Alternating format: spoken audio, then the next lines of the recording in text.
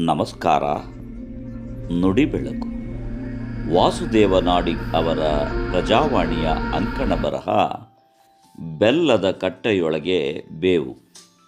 ಬರೀ ದ್ವೇಷ, ಅಸೂಯೆ, ಸ್ವಾರ್ಥ, ಸಮಯ ಸಾಧಕತನ, ಲಾಭಕೋರ ಗುಣ ಇವುಗಳಲ್ಲೇ ಬಿದ್ದು ನರಳಾಡುವ ಮಂದಿಗೆ ಆ ಸಂತ ಪಾಠ ಕಲಿಸಿದ್ದೇ ಹೀಗೆ. ಪಾಠ ಕಲಿತರೋ ಇಲ್ಲವೋ ಎರಡನೆಯ ಮಾತು. ಆದರೆ ಈ ದೃಷ್ಟಾಂತದ ಮೂಲಕ ಅವನಿಗೆ ಲೋಕಕ್ಕೆ ಒಂದು ಸತ್ಯವನ್ನು ಹೇಳಬೇಕಿತ್ತು. 10-12 ಭಕ್ತ ಜನರು ತೀರ್ಥಕ್ಷೇತ್ರಗಳ ದರ್ಶನಕ್ಕಾಗಿ ಹೊರಡಲು ಅಣಿಯಾದರು. ಈ ಸಂತನನ್ನು ಜೊತೆಗೆ ಬರಲು ಪದೇ ಪದೇ ಕರೆದರು. ಆದರೆ ಈ ಸಂತ ಒಲ್ಲೆ ಅಂದ. ಇವರೆಲ್ಲರ ಪರಿಪರಿಯಾದ ಬೇಡಿಕೆಗೆ ಮಣಿಯದ ಸಂತ ಏನೋ ನೆಪ ಹೇಳಿ ಕೂತ. ಕೊನೆಗೆ ಒಂದು ದಪ್ಪ ಬೇವಿನ ಕಡ್ಡಿಯನ್ನು ತೆಗೆದುಕೊಂಡು ಯಾತ್ರೆಗೆ ಹೊರಟ ಭಕ್ತ ಗಣಕ್ಕೆ ಕೊಡುತ್ತಾ, ಈ ಬೇವಿನ ಕಡ್ಡಿಯನ್ನೇ ನಾನು ಎಂದು ತಿಳಿದುಕೊಂಡು ನೀವು ಹೋದ ಕಡೆಯೆಲ್ಲ ಇದನ್ನು ಜೊತೆಗೆ ತೆಗೆದುಕೊಂಡು ಹೋಗಿ ಎಂದನು. ಅವರೆಲ್ಲ ಬಹಳ ಖುಷಿಪಡುತ್ತಾ ಆ ಬೇವಿನ ಕಡ್ಡಿಯನ್ನೇ ಸಂತ ಎಂದು ಭಾವಿಸಿ ತಮ್ಮ ಜೊತೆಗೆ ತೀರ್ಥಕ್ಷೇತ್ರಕ್ಕೆ ತೆಗೆದುಕೊಂಡು ಹೊರಟರು.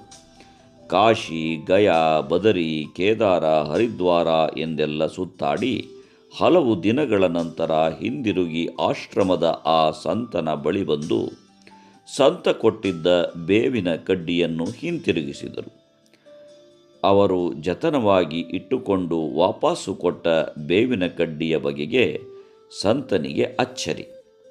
10 ಭಕ್ತಗಣ ತೀರ್ಥಯಾತ್ರೆ ಮುಗಿಸಿ ಬಂದ ಸಡಗರದಲ್ಲಿ ಅಂದು ಆಶ್ರಮದಲ್ಲಿ ಅಕ್ಕಿ ಬೆಲ್ಲದ ಪಾಯಸವನ್ನು ಮಾಡಿಸಲಾಯಿತು.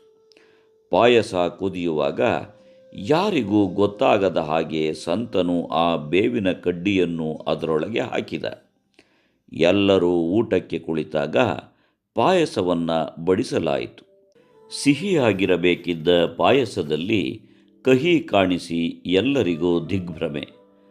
ಕುದಿದ ಬೇವಿನ ಕಡ್ಡಿ ಬಿಟ್ಟುಕೊಟ್ಟ ಕಹಿ ಅದು. ಏನೂ ಹೇಳದೆ ಸಂಜೆ ಆ ಸಂತ ಉಪನ್ಯಾಸಕ್ಕೆ ಕೂತ. ಸ್ನೇಹಿತರೆ, ನೀವು ಹೋದೆಡೆಯೆಲ್ಲ ನಿಮ್ಮ ಜೊತೆಗೆ ಬಂದಿದ್ದ ಬೇವಿನ ಕಡ್ಡಿಯನ್ನು ಪಾಯಸದೊಳಗೆ ಕುದಿಯಲು ಬಿಟ್ಟಿದ್ದೆ. ಅದು ಅಷ್ಟು ಪಾವನ ಕ್ಷೇತ್ರಗಳಲ್ಲಿ ಓಡಾಡಿದ್ದರೂ ತನ್ನ ಒಳಗಿನ ಕಹಿಯನ್ನು ಕಳೆದುಕೊಂಡಿರಲಿಲ್ಲ, ಸಿಹಿಯಾಗಿ ಬದಲಾಗಿರಲಿಲ್ಲ. ಹಾಗೆಯೇ ನಾವು, ನಿಜವಲ್ಲವೇ? ಮನಸ್ಸಿನ ತುಂಬ ಕಲ್ಮಶವಿಟ್ಟುಕೊಂಡು ಎಷ್ಟು ಜಪಿಸಿದರೇನು, ತಪವ ಮಾಡಿದರೇನು, ಪೂಜಿಸಿದರೇನು, ಮೂಲ ಗುಣವು ಬದಲಾಗದೇ ಇದ್ದರೆ ಅದು ಬೇವಿನ ಗತಿಯೇ ಸರಿ. ತನುವ ನೀರೊಳಗದ್ದಿ ಏನು ಫಲ ಎಂದು ಪುರಂದರರು ಹಾಡಿದರೆ, ಸಪ್ತಶೀಲಗಳ ಬಗ್ಗೆ ಬಸವಣ್ಣ ಬಾರಿ ಬಾರಿ ಎಚ್ಚರಿಸುತ್ತಾರೆ. ಇನ್ನು ದೇಶ ಸುತ್ತಾಡಿ ಬಂದ ಬೇವಿನ ಕಡ್ಡಿಯ ಪಾಡೇನು? ತನುವ ತೋಟವ ಮಾಡಿ ಮನವ ಗುದ್ದಲಿ ಮಾಡಿ ಅಗಿದು ಬೆಳಕಿನ ಸಸಿಗಳ ಸಲಹಲು ತಿಳುವಳಿಕೆ ಹೇಳಿದ ಅಲ್ಲಮ ಪ್ರಭುವಿನ ಚಿಂತನೆಗಳು ಅಂತರಂಗದ ಅಸನು ಕುರಿತಾಗಿಯೇ ಪರಿತಪಿಸುತ್ತವೆ.